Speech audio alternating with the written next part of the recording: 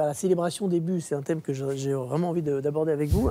Un petit moment pour parler de Lucas, qui est pas mal critiqué pour son côté brouillon. On répète les mêmes choses depuis le début de la saison, mais qui tente des choses. On l'a vu contre Bordeaux, il a beaucoup raté, mais beaucoup tenté. Et ses stats sont quand même pas mal, Philippe Doucet. Oui, on essaie d'arbitrer un peu qui est le plus efficace des attaquants du Paris Saint-Germain, évidemment hors Ibrahimovic. Et on s'aperçoit quand même qu'en dehors du nombre de buts, où là Cavani évidemment ressort très fortement, on s'aperçoit que les stats de Lucas sont quand même bien meilleurs que l'an dernier et s'améliorent petit à petit. On voit qu'il est impliqué dans un but toutes les 111 minutes. Ça ressemble à ce que marque Ibra lui-même, tout seul. C'est même plus que Cavani. Là, c'est davantage avec des passes décisives, les 7 passes décisives. Et les 2 buts qu'il a inscrits cette année, c'est en tout cas beaucoup plus que l'an dernier où il ne faisait pas preuve, il n'était pas décisif. Je ne vous demande pas, Guy, on sait que vous trouvez nul, que c'est un faux joueur. Les autres, ce Lucas, finalement, il est si brouillon. Il est brouillon, ça c'est sûr, mais enfin quand même. Oui, il a beaucoup de progrès à faire. Il est jeune aussi, encore une fois. Moi, je trouve que c'est quelqu'un qui a énormément de qualité.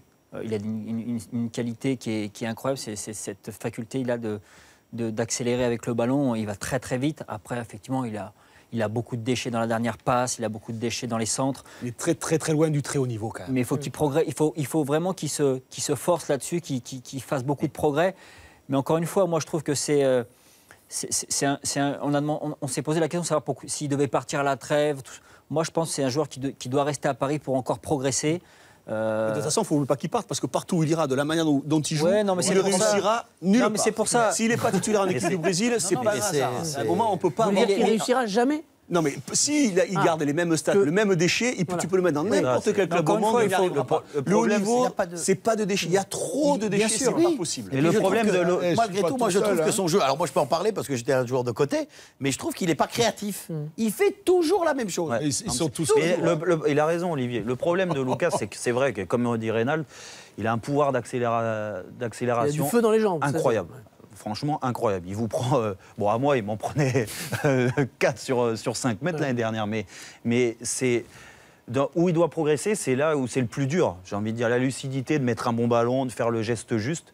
Et je pense que ça, malheureusement, vous le travaillez. Pour devenir un grand joueur, vous l'avez ou vous ne l'avez pas. Et Lavezzi a le même problème. Mais le problème de Lavezzi et de Lucas, c'est que quand vous avez que Ibra et Cavani, vous pouvez mettre Lavezzi. Mais quand vous avez que Ibra et vous mettez Lucas et Lavezzi, il y a beaucoup trop de défauts.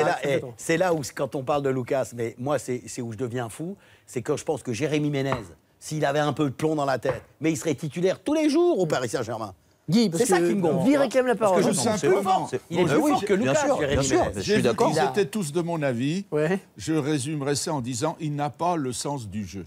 Bon, mais ça peut venir. Et en plus, il a une caractéristique, il a un dribble qui est étonnant pour un joueur de couloir, c'est qu'il ne fait jamais de dribble extérieur. Ouais. Un peu plus depuis quelques temps. Un peu plus, bon, très très peu. Avec la vitesse qu'il a, il suffirait qu'il pousse le ballon, qu'il court après. Et il ne le fait jamais. Chaque fois qu'il dribble, c'est pour rentrer à l'intérieur et pour rentrer dans l'entonnoir. Des fois, j'ai l'impression qu'il ne joue pas avec sa tête, qu'il joue qu'avec ses pieds. Allez, dans 6 jours, Monaco, Paris Saint-Germain, voilà ce qu'on pouvait vous dire sur la composition d'équipe. On a appris quand même des choses. Selon vous, il y aura